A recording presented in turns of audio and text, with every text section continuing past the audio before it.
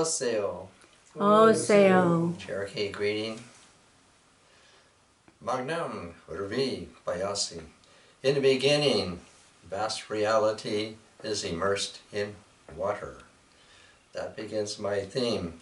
Many of the creation myths in the world seem to have water as its beginning. That one that I just read, that's from ancient India, the Vedic conception of creation, it would be titled. So March, I was in the Women's Herstory Month, and I merged that into April, which is Earth Month, and then just the week before this week, Earth Week, and that week featured also Earth Day, celebrated by the people of the Earth. And just a week ago, YouTube was featuring the Apollo 8 voyage to the moon, and it was being titled, Earth Rising, for Earth Day. So that was just a week ago. Then come Friday, at the end of that week, Claudia has for years been a docent at the Natural History Museum in Balboa Park. These docents, have to have study, discipline, and a congenial personality to be whalers. Whalers are people who are on the whale watching boats that are, interacting with the public to inform people about marine life, and also to invite them to the Natural History Museum in Balboa Park. So what we have there in that is that last Friday, during the whaling season, the whalers get together there in the museum once a month, and they every time have a specialist, as a guest speaker. These people are usually people of marine life, biology, and so forth. And this one was real particular this last Friday, on Zoom this time, was Dr. Elizabeth Henderson. And what she was presenting, and she was very excited and very animated in her presentation, was featuring a recently discovered whale. A whale that had not been heretofore known, that had showed up. And she showed us a lot of pictures, and Claudia's going to go over there and show this picture of this whale. This whale is in a category called beak whales, because they have a beak. And this one was recently discovered. They are rare because that they mostly live very, very deep, several thousand feet down into the ocean, and they don't surface very much, and there are evidently not many of them. And this one they have discovered while being in a category of 22, a bare handful have been studied. That is 22 in the category of beaked whales. And this one is a new one of that. Now they're called beak whales because they have beaks, and I have here two dolphin figures you can show that these dolphins very much resemble different kinds of these beaked whales. This one here, it has a little beak, and this one here has a very long beak. And so for the several photos that Dr. Henderson showed us, these beaks can be just like these, or they can be incredibly long. Some really long, like a swordfish or something like that. And that these whales look very similar to these dolphins, but they are much larger, up to I think 42 feet long, like that. So they're similar in that way.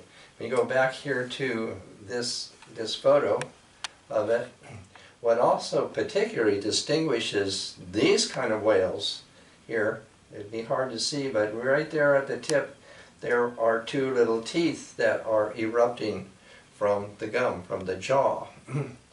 And that these teeth in the males grow into the form of tusks. There's 2 of them.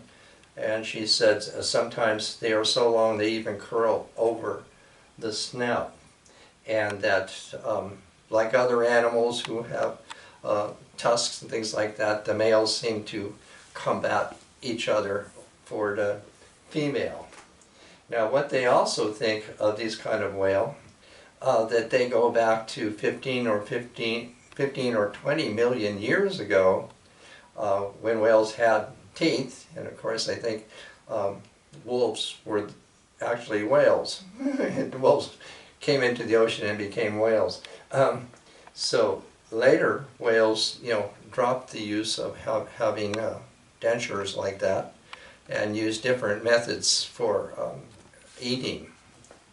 So that's very particular. Also, this whale, you can see in this one, they have what looks like, artificial eyelashes, which are very, very becoming. And you can see this right here, like that. This is the, not an eyelash, this is with the breathing hole. And there you can see the whale with these very long theatrical eyelashes there. And he has marks on him also that may be encounters with sharks or something like that. And that these whales, forage at several thousand feet down the ocean. In fact, they are the deepest diving mammal, and they have to have special apparatus because they stay down for a long time. So that's why they're not very much seen.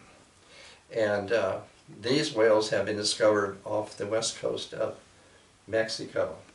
So that is a real feature for this Earth Day and water. Speaking of my own biography, I like to say I came ashore at Laguna Beach. Laguna Beach was a small hamlet with an idyllic setting, emerald waters and exotic flora. My grandmother also owned many beach cottages there at the time I was a child. And then I came to live in a Navy family, and subsequently I became a shipborne sailor. So all this has something to do with water and the ocean and the sea. So I'm featuring that huge subject as an extension both of the Earth Day, Earth Month, and also for Water Woman. And you can just look down here. At the present time, I am featuring that as Water Woman.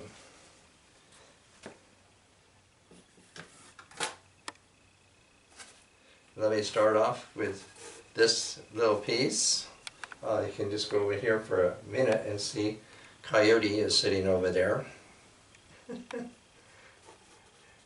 And then back to me. Dawn finds Coyote sleeping on the sandy lake shore. Splash! A bit wet, he awoke and found himself in a circle of water maidens. Come dance with us. Water people, they say, were dancing with him. Ahead of the water they came. They were water. The water's soft feathers were theirs. Closer they came, and to the very edge of the water. Closer and closer. Their hands were electric. The moon before him, they say, high as a woman's head or higher. Come, dance with us, they sang to Coyote.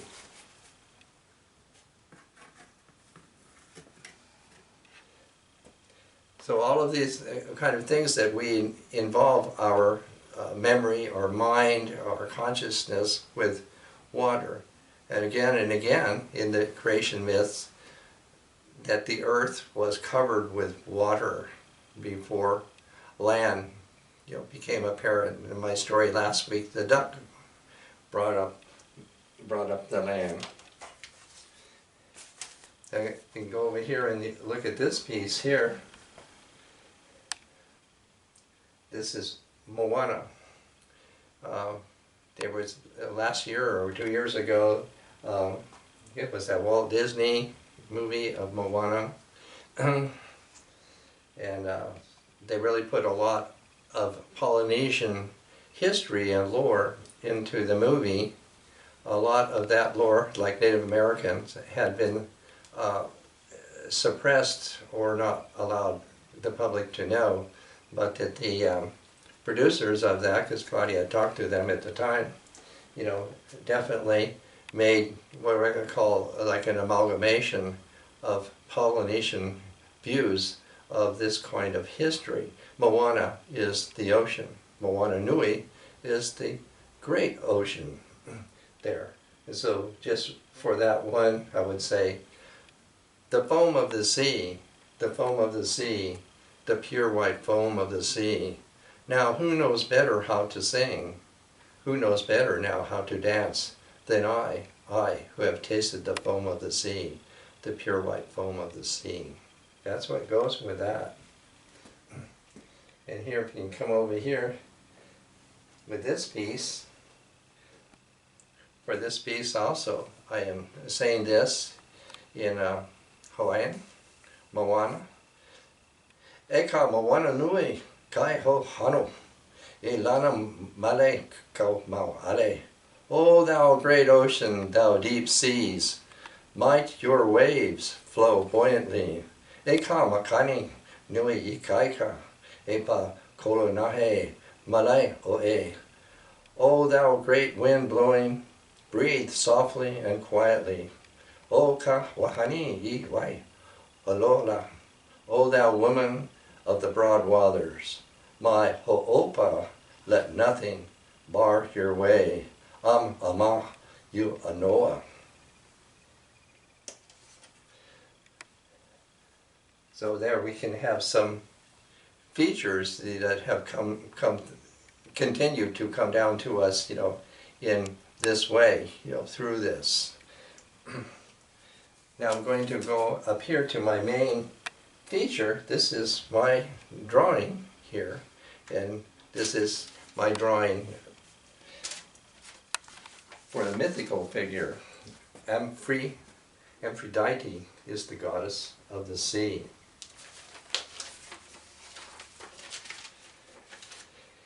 Into the water's world she looks to find where she belongs.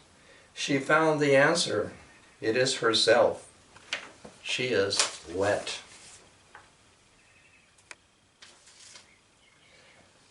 So I'm going to read a poem here by Mary Oliver, which goes along with my drawing here.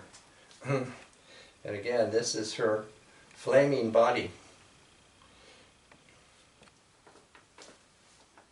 The Sea by Mary Oliver. Stroke by stroke, my body remembers that life and cries for the lost parts of itself. Fins, gills, opening like flowers into the flesh. My legs want to lock and become one muscle. I swear I know just what the blue-gray scales shingling the rest of me would feel like. Paradise, sprawled in that mother lap, in that dream house of salt and exercise. What a spillage of nostalgia pleads from the very bones. How they long to give up the long trek inland, the brittle body of understanding, and dive and simply become again her flaming body of blind feeling, sleeking along in the luminous roughage of the sea's body. Vanished like victory inside that in-sucking genesis, that roaring flamboyance, that perfect beginning and conclusion of our own. There we have that. Yes?